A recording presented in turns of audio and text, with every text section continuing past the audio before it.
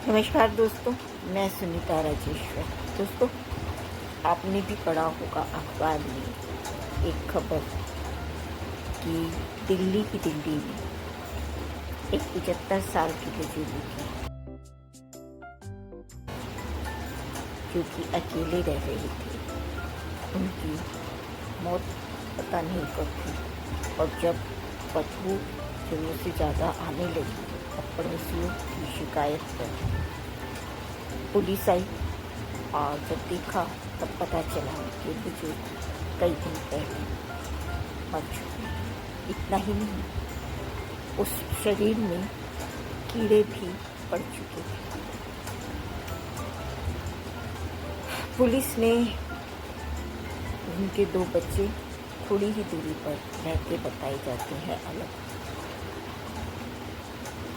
बताया, तब उन्होंने आने से रात में इनकार कर दिया। सुबह आए और तब समझा बुझा कर उनका अंतिम संस्कार कराया गया। एक और खबर,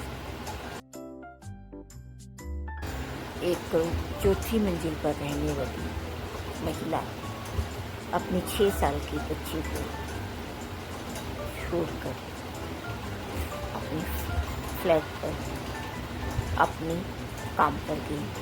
तब फिर फोन आया कि बच्चा 4थी मंजिल से गिर गया है और फिर बाद में उसकी मौत हो गई। इन दोनों में कोई सामंजस्य नहीं है, लेकिन एक सामंजस्य जरूर है कि ये महिला अपने बच्चे के साथ अकेले रह रही थी। कोई बुजुर्ग वगैरह होता तब संभाल सकता, और ये जो बुजुर्ग थे अपने घर में अकेले रह रहे थे और बेटे उनसे अलग रह रहे थे। मतलब सामंजस्य या किसी भी वजह से तालमेल की कमी। एक और खबर सोनीपत की थी, आपने भी पढ़ी होगी कि अनाथ आश्रम में रह रहे बुजुर्ग की मृत्यु हो गई। तब अनाथ आश्रम वृद्धाश्रम वालों ने उनकी बेटियों को फ़ोन किया, तो एक बेटी ने 5100 रुपये तो भेज दिए, लेकिन कहा कि हम आ नहीं सकते, आप ही कर दीजिए। ये जो रिश्तों में दरार तकरार आई हुई है, कई जगह बुजुर्ग भी स्वच्छंदता के लिए अकेला रहना पसंद करते हैं और कई जगह बच्चे भी। लेकिन अगर थोड़ा थोड़ा सा कोई संतुलन दोनों बनाए, अगर 2 बर्तन है तो खड़कते ही खड़कते हैं, खड़केंगे ही खड़केंगे। एक पौधे में अगर पेड़ में 2 टहनियाँ भी हो, जरा सा हवा का झोंका आता है तो वो आपस में टकरा कर आवाज़ करते हैं। बहुत मूर्ख उदाहरण है यह, लेकिन अगर कोई समझना चाहे, बुजुर्ग भी और बच्चे भी, तब फिर संयुक्त परिवार में रहना पसंद करेंगे। आजकल वृद्धाश्रमों में ऐसे लोगों की संख्या बढ़ती जा रही है जो अपने बच्चों के साथ नहीं, अकेले अपने जैसे लोगों के साथ स्वतंत्रता के साथ रहना पसंद करते हैं। टोका टाकी नहीं, स्वच्छंदता भी। बुजुर्ग, जी हाँ, बच्चे नहीं, बुजुर्ग भी इस तरह की देखने में मैंने खुद कई लोगों से मिली, महिलाओं से भी। तब यह एक सोचने वाली बात है कि ऐसा क्यों। बस जब इसका उत्तर हमें मिल जाएगा, तभी हम वह समाज बना पाएंगे जो संयुक्त परिवार में एक दूसरे से लड़ते झगड़ते हुए भी साथ रहकर एक दूसरे का मुसीबत में साथ ही देते रहें।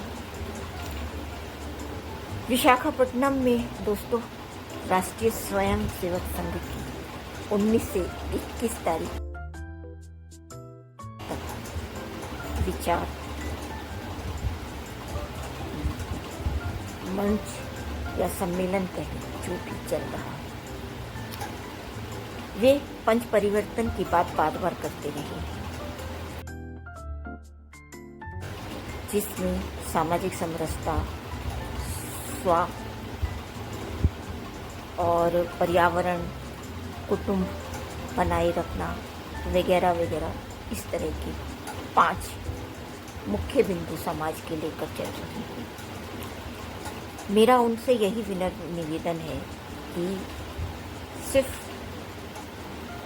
मैं अब काफ़ी समय हो गया ये सुनते सुनते पंच परिवर्तन, हालांकि हथेली पर सरसों नहीं उठती, मैं जानती हूँ। समय लगता है किसी भी इस तरह का जो परिवर्तन है, जब इतना समय से स्वच्छंदता का दौर चल रहा है, तब ऐसी जिम्मेदारी वाली दौर को आने में समय लगता है।